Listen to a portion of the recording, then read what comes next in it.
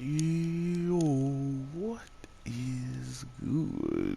My anime people, what is good?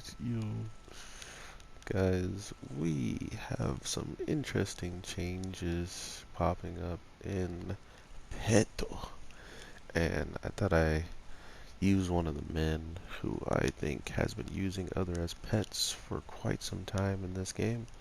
And if you know anything about that, then yeah, but if not, do your research.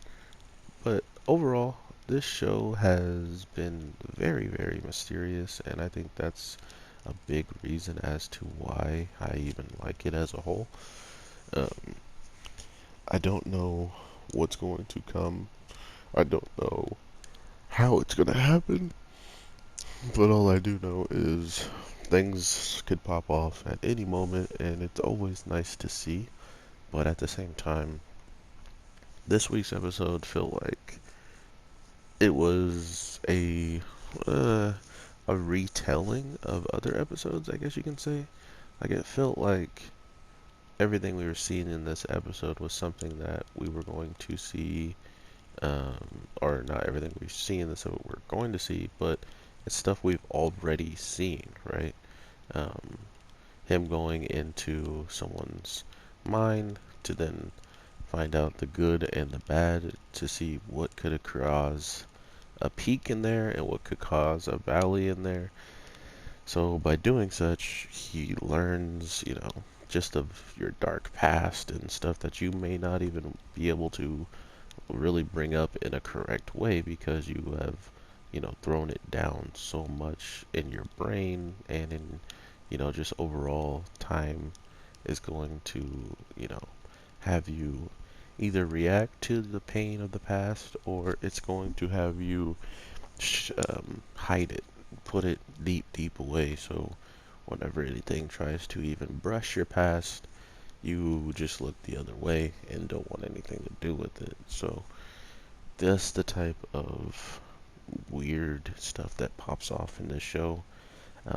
Not only do we see him kind of touching into that past of whatever had popped off in this like Yakuza assassin, uh, learning everything he did about him just made it that much easier to be able to manipulate the situation um, in their favor, to have someone who already had a really bad track record be that much more in front of, the overall problem of the take, which was killing someone that really should not have been killed, or in the fact of this matter, taking out someone that once they took him out, they don't even know what's going to come with that, right? Like, they did this knowing that it was just their job for the day. They did it just knowing whatever came from it, they just have to deal with it. And that's the weird part of this whole entire show is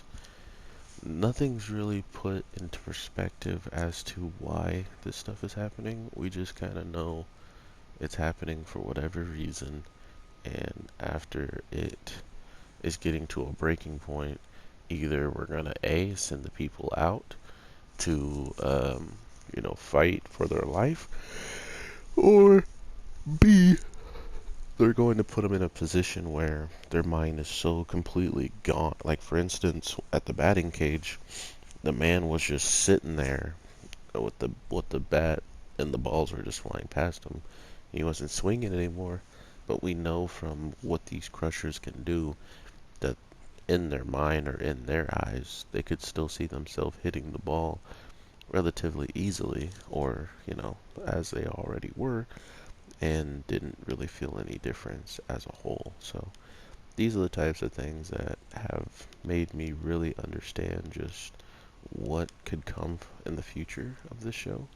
Um, but the problem with that is I hope that it doesn't stick to such a linear choice of storytelling, because if you look now, everything that we're getting in this story is the same thing we've already seen in other stories. We even, you know, show the peak, or what? Yeah, the peak of our last guy that we went into and saw everything, we go back there because it just kind of proves the fact that all of this stuff is relatively the same as what he's been doing. And the thing that really, really kind of hit me and made me understand that hopefully the show does take a change and doesn't keep um, the same path up. We go to the kids that are the crushers. We grab one of the crushers, take him with us. We find the person that we need to crush, learn a whole bunch about him, watch stuff that he does or her. Then after they're done, we get our crusher in close enough to get in the mine, learn about the bad, learn about the good, get out, maybe not finish the job in the first try, have to go back, finish it the second try, and then the episode ends with our main character about to get a new job, or just relaxing with the person that he wants to be working with and chilling with, which that's all good and well, right? Like that's just how the first couple of episodes have been going. But then you listen to the things this man is saying, the one crusher that's actually leaving and still doing the job so they can actually afford and own this fish shop that they're going to be working in. We hear him say, you know, along the lines of the person he's working with, the person that he's been continuously making promise with, and all this stuff is just his pet. He sees that guy as a pet. The Crusher sees another person that's, his right hand man, supposedly in our eyes, that was jumping around the fishes and all that. Uh, he sees him as a pet, and he's like, "You don't give up pets like that." You know what I mean? So either he's being very, very coy and playing the role that this guy with the cigarette expects him to play, or this is the actual character and what he's been hiding from us from the very first episode, in the case of him just being sick and sadistic enough to drag along somebody for their own weird reasoning, for someone being a pet or whatever the case may be. It just kind of puts into perspective that I didn't even understand the main cast yet, and that's a scary thought, is when you've seen someone and you think you have an understanding and you think that they're kind of wholesome and they want the best for people and not to just outright just destroy them and be over with it, that maybe he could try to help. Like, for instance, he helped the bar guy as much as he could, but now when you look at it from this perspective and he thinks of the other guy as a pet of some sort, imagine him saving this bar guy for the reason alone of making him happy, for making him not question you, for making him not doubt you, that you guys are on the same page. He did all this stuff to save face with the one person that he actually is trying to control and trying to keep as a pet, supposedly. That is what hit me the hardest, when I was just like, wow, man. Like, it makes sense. He's leaving this guy here, so now he gets to even be more free. You know what I mean? Like, what happened to the guy at the bar? His friend ended up leaving, and, just out of nowhere.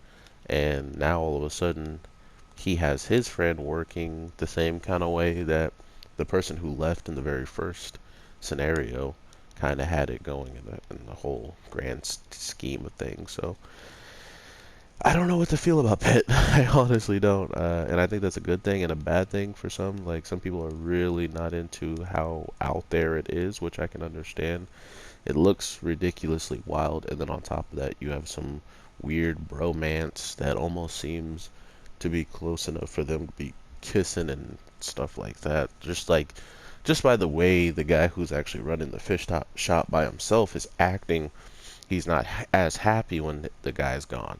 He's almost like he's kind of self-destructed in a way when he's gone. Like, he's telling the customers the plan to make a lot of money and stuff like that, because he then goes and changes the girl's perspective on her boyfriend for whatever reason, right? Like, he's doing petty stuff just because he's almost like bored and he has the ability to do it. He saw the guy he might not have liked, and he's just gonna make it so he doesn't have a girlfriend now, right? So I don't know. I'm really interested in seeing why these things pop off, why these people are in these situations, but more or less, I just want to see what you guys are feeling about this show. If it's something you're going to continue to watch, drop, whatever the case may be, I will be talking to you sooner than later. So with all that being said, take care everybody, and peace.